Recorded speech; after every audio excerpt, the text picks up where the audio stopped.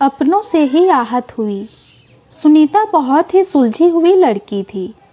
उसकी बहन बबीता ज़रूरत से ज़्यादा चतुर और चालाक थी। समय का फ़ायदा कैसे उठाना है यह कोई उससे सीखे।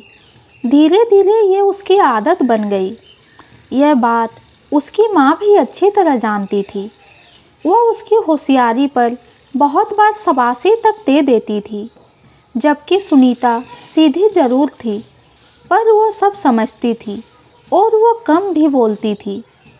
मन का भार जब अधिक हो तो इकट्ठा ही निकलता है, यह सभी जानते हैं। यही हाल सुनीता का था। एक बार की बात है, बबीता अपने मायके आई हुई थी। उसकी छोटी बहन सुनीता भी आई थी। बड़ी बहन जब भी मायके आती अपनी नोटों की गड्डियों को दिखाती। तब एक दिन उसकी माँ पूछती है, अरे बेटा, इतने पैसे क्यों लेकर आई हो? तब वो बड़े ही रौब से बोली, अरे माँ, मेरे खुद के पैसे हैं, मैं चाहे जैसे खर्च करूँ। मेरे यहाँ तुम्हारे दामाद कुछ नहीं करते हैं, मैं पार्लर से जोड़े हैं। फिर वह बाजार जाकर बहुत सारा सामान खरीद लाती है और सामान निकाल निकाल कर माँ को दिखाती है। तब माँ बोली, अरे बबीता, तू इतना कमाती है तो मेरे लिए क्या लाई?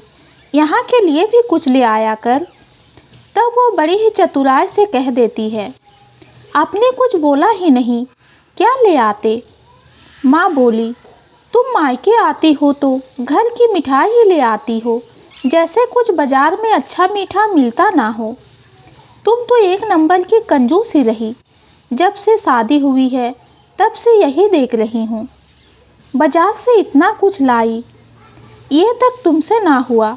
चलो कम से कम माँ पापा के लिए चाट चटोनी ही ले जाएं। तब वो बात बनाते हुए बोली, अरे माँ, हम जब फिर से बाजार जाएंगे तो ज़रूर ले आएंगे। इतना कह बात वो टाल ही जाती। और इधर सुनीता को आए हुए 2 दिन ही हुए थे, तो जब वो बाजार गई तो उसने सोचा चलो घर लौट रही हूँ तो चाट फुल्की पैक करा लेती हूँ। जैसे ही घर पहुँची तो सामने का नज़ारा देखकर उसके होश ही उड़ गए, क्योंकि माँ और दीदी उसका बैग खोले बैठी थी और बबीता अपनी माँ से कह रही थी कि देखो तो माँ, सुनीता के पास ढंग की एक साड़ी तक नहीं है, और मेरी देखो माँ, मेरी सभी साड़ी हैवी वर्क वाली है। इतना सुनते ही सुनीता बोली, दीदी ये क्या है? मेरी गैर मौजूदगी में एक तो मेरा सामान खोले बैठी हो और ऊपर से मेरी ही बुराई क्यों? कोई और विषय नहीं है क्या बात करने के लिए? आप मेरे पीछे क्यों पड़ी हो? पता नहीं आपको मेरे ही सामान में कमी क्यों दिखती है। हमें पता है कि आप कैसी हो और क्या पहनती हो। कभी जेठानी की साड़ी लाती हो तो कभी ननद की ले आती हो। मुझे किसी और की साड़ी पहनना पसंद नहीं है, ना ही मेरे पति को पसंद है। जो भी साड़ी है वो सब मेरी ही है और यहाँ वहाँ से मांगी हुई नहीं है। यहाँ भी आप तो मांग मांग कर कभी भाभी की, कभी मम्मी की साड़ी ही पहनती हो। हमें ना बताओ मेरा रहन सहन कैसा है। इस बात की फिक्र मत करो, कम से कम खुद की तो साड़ी पहनती हूँ। मुझे तुम्हारी तरह दिखावा पसंद नहीं है। इतने में बात बदलते हुए बबीता कहने लगी, मैं तो तुम्हारी लिपस्टिक निकाल रही थी। मेरी साड़ी पर तुम्हारी कोक सेट वाली अच्छी लगेगी, इसलिए सामान खोला। तब माँ बोली, अरे बबीता ने तुम्हारा बैग खोलकर सामान और साड़ी देख लिया तो क्या हुआ? इतना गुस्सा तुझे क्यों आ रहा है? तेरी बहन ही तो है। अब सुनीता बोली, बस करो माँ, अब तो मुझे बख्श दो। मेरी शादी हो चुकी है, मेरा भी मान सम्मान है। अब मैं छोटी बच्ची नहीं रही कि तुम और दीदी सुना दो और मैं सुन लूँ। और दीदी, आप माँ को ज़्यादा ही लपेटे में लिए रहती हो, सब समझती हूँ। यहाँ से जितना मिल जाए तो ले जाओ, भले ही खुद कुछ ना करो। तभी उसके पापा आते हैं और देखते हैं कि माँ बेटी दोनों सुनीता पर सवार है। तो सुनीता कहती है, पापा, दीदी ऐसी क्यों है?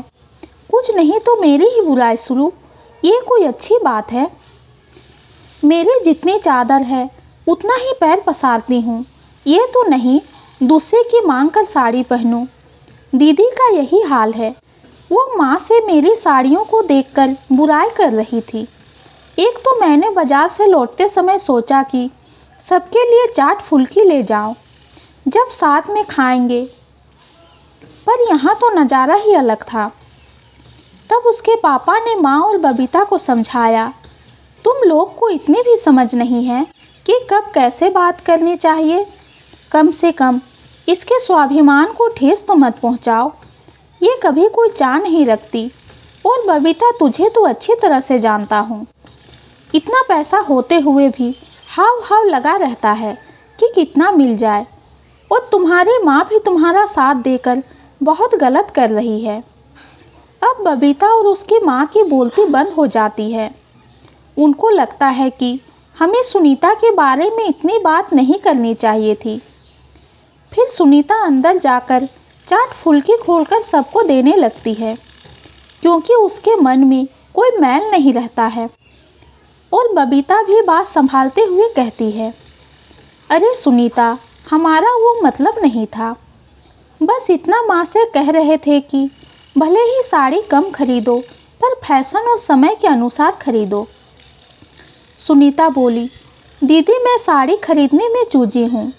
मैं फैशन के अनुसार नहीं खरीदती हूँ। मैं ऐसी साड़ी खरीदना पसंद करती हूँ जिसका फैशन कभी ना जाए। मुझे तड़क भड़क वाले कलर पसंद ही नहीं आते हैं, और सिल्क तो हमेशा चलता है, इसलिए मेरी ऐसी ही पसंद है। बबीता बोली, अरे बाबा माफ़ कर दे मेरी माँ, मैं कभी तेरे पीठ पीछे बुराई ना करूँगी। माँ भी कहती है, जो हुआ सो हुआ बेटा, अब बात का बतंगड़ ना बना। फिर माँ बबीता से कहती है, देख बबीता, तुमसे बोलते ही रह गए, और सुनीता तो चाट फुल्की ले भी आई। माँ की बात सुन सुनीता का मन अब शांत हो चुका था। दोस्तों, आपसे रिश्तों पर दरार पड़ने देर नहीं लगती।